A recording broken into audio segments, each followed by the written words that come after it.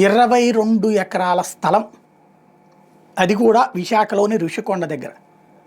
TCS Tata consultancy సర్వీసెస్కి ఎకరం 99 పైసలకి లీజుకి ఇచ్చింది రాష్ట్ర ప్రభుత్వం. దాన్ని తాజాగా క్యాబినెట్లో అప్రూవ్ చేశారు.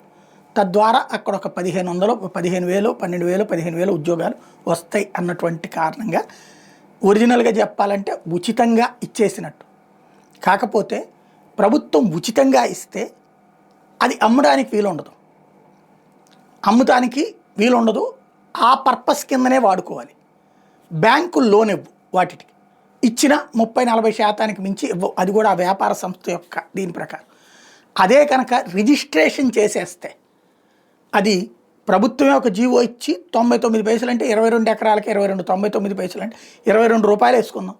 22 రూపాయలు కడితే దగ్గరగా 22,000 కోట్ల 22,200 కోట్ల రూపాయలు విలువైన భూమి. ఎకరం 100 కోట్లు మినిమం, మ్యాక్సిమం అయితే 150 కోట్లు ఉంది. 100 కోట్లు వేసుకున్న 2,200 కోట్ల రూపాయల విలువ చేసేటటువంటిది ఇప్పుడు ఆస్తిని వాళ్ళకి ఇవ్వడం జరిగింది.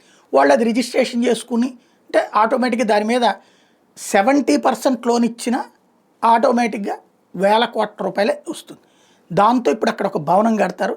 అట్లా కడితే టీసీఎస్ఏ వచ్చిందంటే మిగతా సంస్థలు కూడా వస్తాయి అన్నటువంటి రూట్లో ఇప్పుడు రాష్ట్ర ప్రభుత్వం నిర్ణయం తీసుకుంది. ఫస్ట్ నిర్ణయం అన్నమాట ఇది. ఇక రాబోయేటటువంటి దాంట్లో దీనికి అనుగుణంగా మిగతా సంస్థలు వస్తాయని నమ్ముతున్నారు.